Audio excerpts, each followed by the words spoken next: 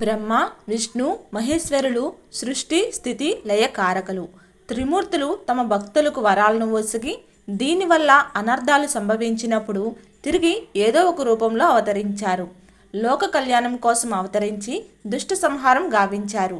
అందులో భాగంగానే శ్రీమన్నారాయణుడు మత్స్య, కూర్మ, వరాహ, నరసింహ, వామన, పరశురామ, రామ, కృష్ణ, బుద్ధుడిగా భూలోకంలో అవతరించి దుష్ట శిక్షణ, శిష్ట రక్షణ చేశాడు.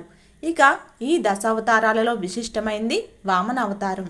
శ్రీహరి అప్పటి వరకు సృష్టిలోని జీవరాశులన్నిటిలోనూ తనను తాను ప్రతిష్ఠించుకొని తొలిసారిగా మానవ రూపం ధరించారు. క్షీరసాగర మథనంలో ఉద్భవించిన అమృతాన్ని సేవించిన దేవతలు అత్యంత బలసంపన్నులుగా మారారు. యుద్ధంలోని రాక్షసుల్ని పరాజితులను చేసి చాలామందిని సంహరించారు. ఇలా దేవతల చేతిలో ఓడిపోయిన ప్రహ్లాదుని మునిమనవడు వరోచనుడు కుమారుడు బలి. ఒకసారి బలి చక్రవర్తి రాక్షసు గురువైన శుక్రాచార్యుల వద్దకు వెళ్ళి తమకు జరిగిన అవమానాన్ని విన్నవించుకున్నాడు. దీనికి పరిష్కారం కోసం బలితోని శుక్రాచార్యుడు విశ్వజిత్ యాగం చేయించాడు. ఆ హోమాగ్ని నుంచి స్వర్ణరథం, ఇంద్రుడి అశ్వాలను పోలిన గుర్రాలు, సింహం గుర్తు కలిగిన ధ్వజం, దివ్య ధనస్సు, అక్షయ తునీరం, దివ్య కవచం లభించాయి.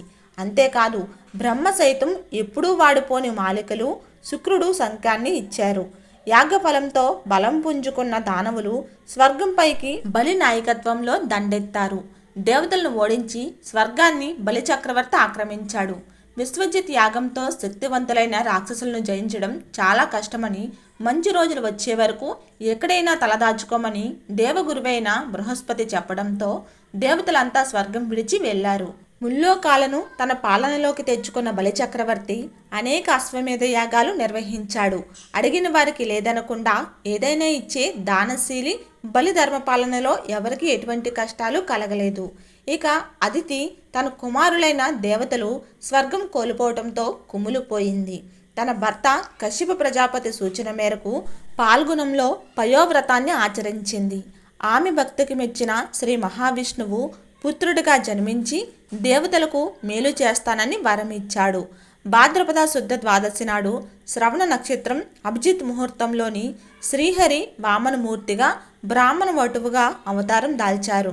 మహర్షులు ఆ వటువుకు ఉపనయనాది సంస్కారాలు నిర్వహించగా సవిత గాయత్రి మంత్రం, బృహస్పతి యజ్ఞోపవీతం, ధరణి కృష్ణ జపం, సోముడు దండం, అదితి కౌపీనం, త్రిలోకం ఛత్రం, బ్రహ్మ కమండలం, సప్తఋషులు దర్భలు, సరస్వతి అక్షరమాల, కుబేరుడు భిక్షపాత్రను ఇవ్వగా శక్తి స్వరూపిణి పార్వతీదేవి భిక్ష వేశారు.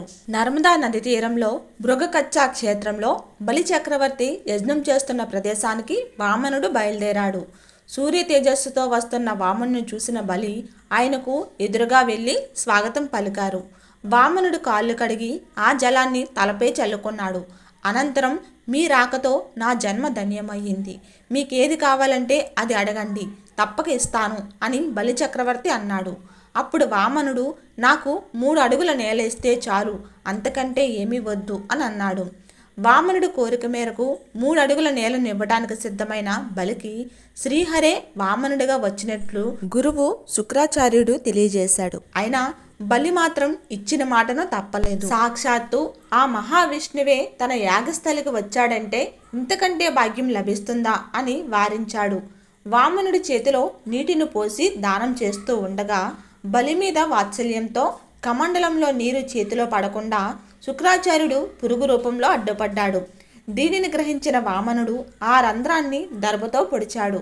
దీంతో శుక్రాచార్యుడి ఒక కన్ను పోయింది. ఆటంకం తొలగిపోయి దాన జలధార వామనుడి చేతిలో పడటంతో వామనుడు ఒక్కసారిగా తన విశ్వరూపాన్ని ప్రదర్శించి బలి చక్రవర్తి పాలించిన భూమండలాన్ని ఒక పాదంతో, 2వ పాదాన్ని పైలోకంపై మోపి తన 3వ పాదం ఎక్కడ వేయమంటావని ప్రశ్నించాడు. దీనికి బలి చక్రవర్తి తన శిరస్సును వంచి దానిపై ఉంచమని అన్నాడు.